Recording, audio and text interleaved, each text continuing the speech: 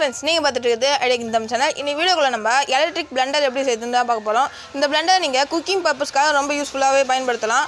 எனக்கு குக்கிங் தெரியாது, ஆனால் இது குக்கிங் தெரிஞ்சவங்களுக்கு இது ரொம்பவே யூஸ்ஃபுல்லான வீடியோவாக இருக்கும். நார்மலாக நீங்கள் ஒரு எலக்ட்ரிக் பிளெண்டர் வாங்கினா ஒரு 2000 5000 வரைக்கும் இன்வெஸ்ட் பண்ணால் தான் நம்ம வாங்க முடியும். இந்த பிளெண்டர் நம்ம வீட்லேயே நம்ம 30 ரூபா செலவுலேயே இந்த பிளெண்டர் நம்ம செய்ய போகிறோம். இந்த பிளெண்டரை நீங்கள் கேக் செய்யறதுக்கோ அப்படின்னா ஏதாவது எக்கு பீட் பண்ணுறதுக்கோ அப்படின்னா டல்கோனா காஃபி கூட செய்யலாம். ஒரு 10 months முன்னாடி டல்கோனா காஃபி ரொம்பவே ஃபேமஸாக இருந்தது. நம்ம சேனலில் கூட டல்கோனா காஃபி வீடியோ போட்டிருக்கோம். அதை பார்க்கலன்னா கீழே லிங்க் தரேன், போய் பார்த்துக்கோங்க. அந்த டல்கோனா காஃபி செய்யறதுக்கு நம்ம சாதாரண பிளெண்டர் வச்சுன்னு ரொம்ப கஷ்டப்பட்டு இருந்தோம். அந்த நேரத்தில் இந்த எலக்ட்ரிக் பிளெண்டர் இருந்ததுன்னா ரொம்பவே யூஸ்ஃபுல்லாக இருந்திருக்கும். வீடியோக்குள்ளே பார்த்து முன்னாடி நம்ம சேனல் சப்ஸ்கிரைப் பண்ணிட்டு பக்கத்துக்கு பெல்லை கிளிக் பண்ணுங்கள். அவங்க ஃப்ரெண்ட்ஸ், இந்த பிளெண்டர் எப்படி செய்யுதுன்னு வீடியோக்குள்ளே பார்க்கலாம்.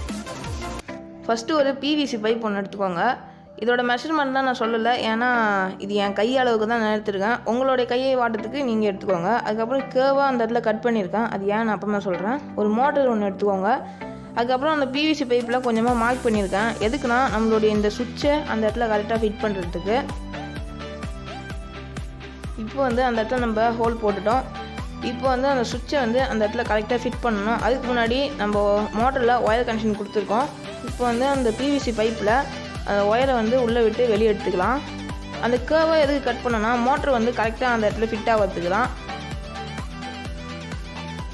இது மாதிரி கரெக்டாக ஃபிட் ஆகணும். அந்த இடத்துல கரெக்டாக நம்ம எம்சில் போட்டு ஒட்ட போகிறோம். இப்போ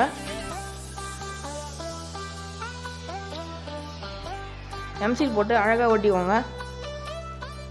எம்சில் போட்டு அழகாக ரவுண்டாக நான் ஒட்டிக்கிறேன்.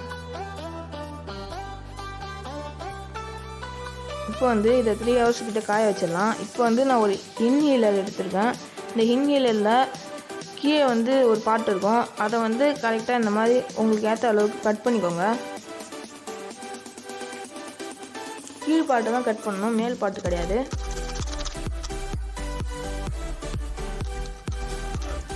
கரெக்டாக நான் ஆஷர் பிளேட் வச்சு கட் பண்ணிக்கிட்டேன். இப்போ வந்து இந்த பகுதி நம்மளுக்கு தேவைப்படாது, இந்த பகுதி தான் நம்மளுக்கு தேவைப்படும்.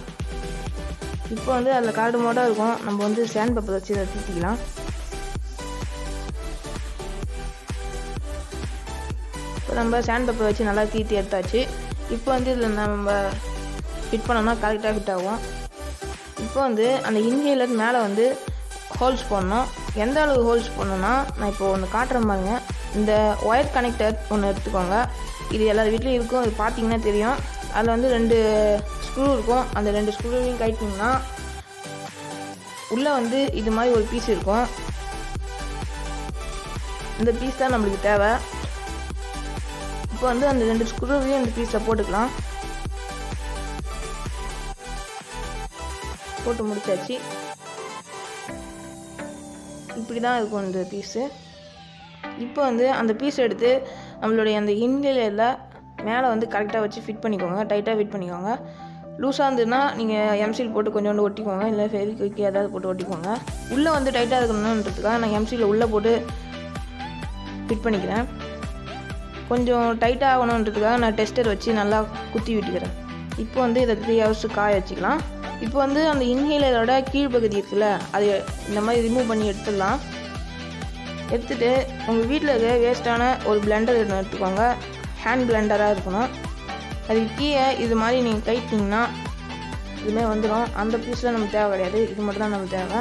இப்போ வந்து அது வெளில விட்டு இது மாதிரி நீங்கள் லேசாக ப்ரெஸ் பண்ணிங்கனாலே போதும், கரெக்டாக ஃபிட் ஆகிடும். இதுக்கு நீங்கள் எந்த ஒரு க்ளூவும் எதுவும் பயன்படுத்த தேவையில்லை. உங்களுக்கு லூஸாக இருக்கிற மாதிரி தோணுச்சுன்னா நீங்கள் க்ளூ பயன்படுத்திக்கோங்க. இப்போ நம்ம இதில் ஃபிட் பண்ணி பார்த்தோம்னா சூப்பராகவே ஃபிட் ஆகும். இது நான் எப்படி இதுக்காக ஃபிட் பண்ணியிருக்கேன்னு சொல்லி நான் கடைசியில் சொல்கிறேன். இப்போ நம்மள மோட்டார் நல்லாவே காஞ்சிடுச்சு. 3 hours அப்புறம் காய வச்சுருக்கேன். இப்போ வந்து அதில் ஒயர் ஒன்று நீட்டி விட்ருப்பேன். அது எதுக்குன்னா சுவிட்ச் ஃபிட் பண்ணுறதுக்காக. அந்த ஒயரில் இருக்க ஸ்லீயெல்லாம் நம்ம எடுத்து விட்டுடலாம். இப்போ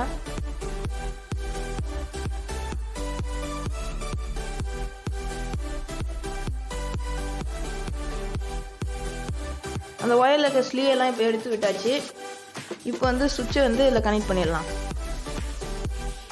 சுவிட்சை கனெக்ட் பண்ணிட்டோம். இப்போ வந்து சுவிட்சை நல்லா கொஞ்சம் ப்ரெஷர் கொடுத்து அழுத்தி விட்டிங்கன்னா அதில் வந்து கரெக்டாக ஃபிட் ஆகிடும். அதுக்கப்புறம் அது வெளியே வராது. நீங்கள் கரெக்டான ஹோல்ஸ் போட்டிருந்தீங்கன்னா அதில் கரெக்டாக ஃபிட் ஆகிடும்.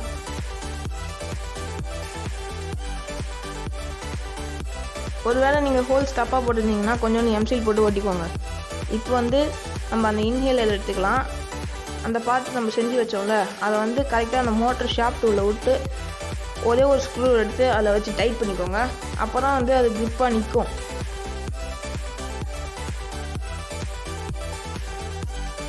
இப்போ நம்ம டைட் பண்ணிடலாம்.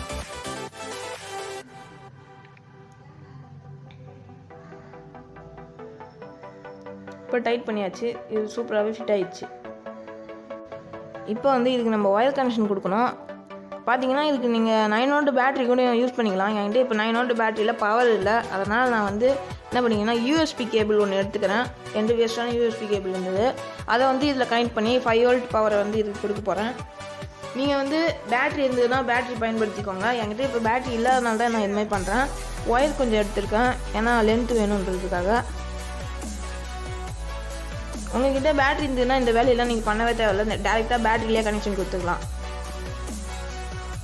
இப்போ வந்து அந்த யூஎஸ்பிலையும் நான் வந்து கனெக்ஷன் கொடுத்துக்கிறேன்.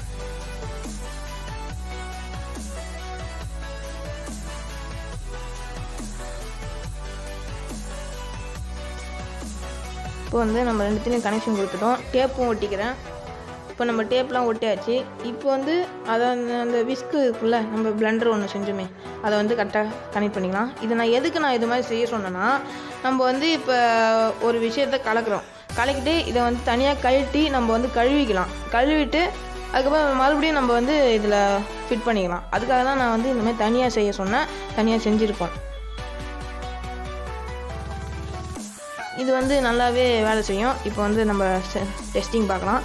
ஒரு கிளாஸில் வந்து நான் மாவு கொஞ்சோண்டு கரைச்சி போட்டிருக்கேன். நான் முட்டை கூட எடுத்துக்கலாம்.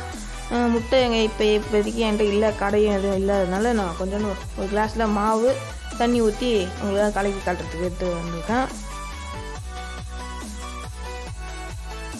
உங்களோட பிளெண்டர் சூப்பராகவே ஒர்க் ஆகுது. நான் சுவிட்ச் போட்டோடனே சூப்பராகவே ஒர்க் ஆகிருக்கும், நீங்கள் பார்த்துருப்பீங்க. இப்போ வந்து இதில் கொஞ்சோண்டு மாவு போடுறேன். அது எவ்வளோ கலக்குதுன்னு பாருங்கள். மாவு கொஞ்சோண்டு கீழே விழுது, அதை கண்டுக்காதீங்க.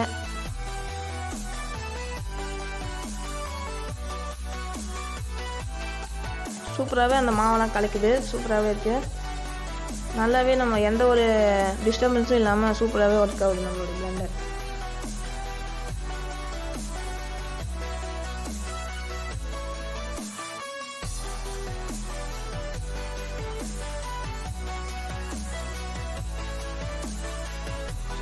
ரொம்ப சூப்பராகவே நம்மளோட பிளெண்டர் ஒர்க் ஆகுது.